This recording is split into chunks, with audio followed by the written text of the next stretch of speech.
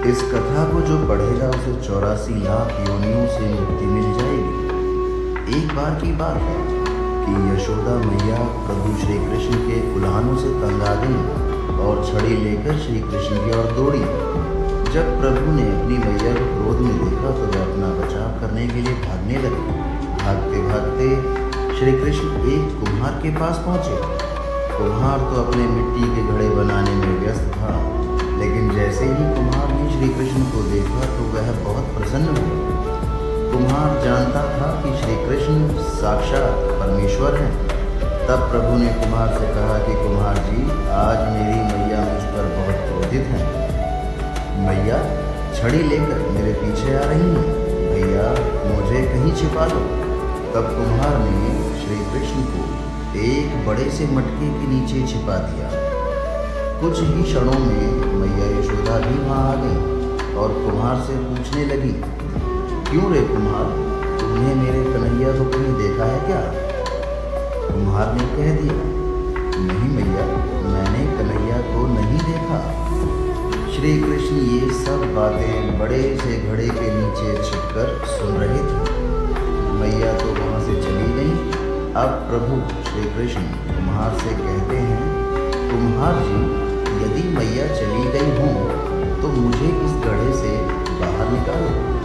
कुम्हार बोला, ऐसे नहीं प्रभु जी, पहले मुझे 84 लाख योनियों के बंधन से मुक्त करने का वचन दो। भगवान मुस्कुराए और कहा, ठीक है, मैं तुम्हें 84 लाख योनियों से मुक्त करने का वचन देता हूँ। अब तो मुझे बाहर निकाल दो। कुम्हार कहने लगा, मुझे अकेले नहीं प्रभु जी, मेरे परिवार के सभी लोगों को भी 84 लाख योनियों के बंधन से मुक्त करने का वचन दोगे तो मैं आपको इस घड़े से बाहर निकालूंगा। प्रभु जी कहते हैं, चल ठीक है, उनको भी 84 लाख योनियों के बंधन से मुक्त होने का वचन देता हूँ। अब तो मुझे घड़े से बाहर निकाल दो। अब कुम्हार कहता है, बस प्रभु जी, विनती एक और है, उसे भी पूरा करने का वचन दो तो मैं आपको अपने घड़े से बाहर निकाल दूँगा।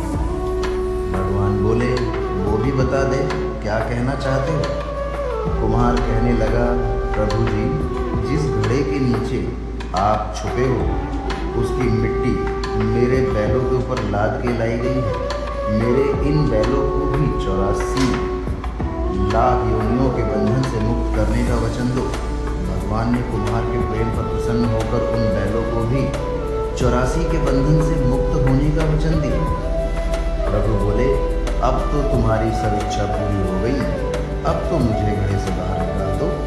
तब कुम्हार कहता है, अभी नहीं भगवान, बस एक अंतिम इच्छा और है, उसे भी पूरा कर दीजिए। और वो ये है, जो भी प्राणी हम दोनों के बीच के इस संवाद को सुनेगा उसे भी आप 84 लाख योनियों के बंधन से मुक्त करोगे। बस यह वचन दे दो तो मैं आपको इस घड़े से बाहर निकाल दूंगा। कुम्हार की प्रेम भरी बातों को सुनकर प्रभु श्री कृष्ण बहुत खुश हुए और कुम्हार की इस इच्छा को भी पूरा करने का वचन दिया।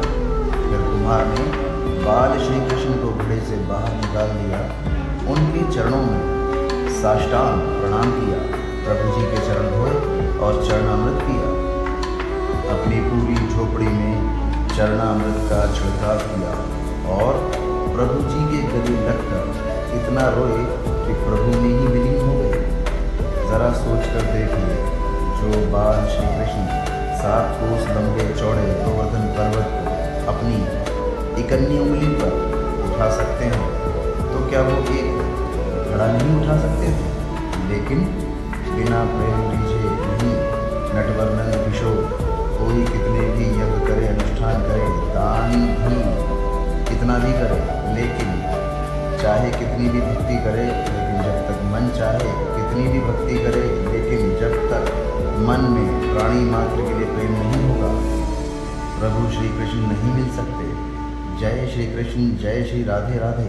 एक सुंदर कथा भेजी है, विश्वास और मनन कीजिए, अच्छी लगे तो दूसरों को भी भेजिए। प्रार्थना नष्ट नहीं होती, उपयुक्त समय पर क्रियान्वित होती है। ईश्वर ईश्वर सदैव आपको सपरिवार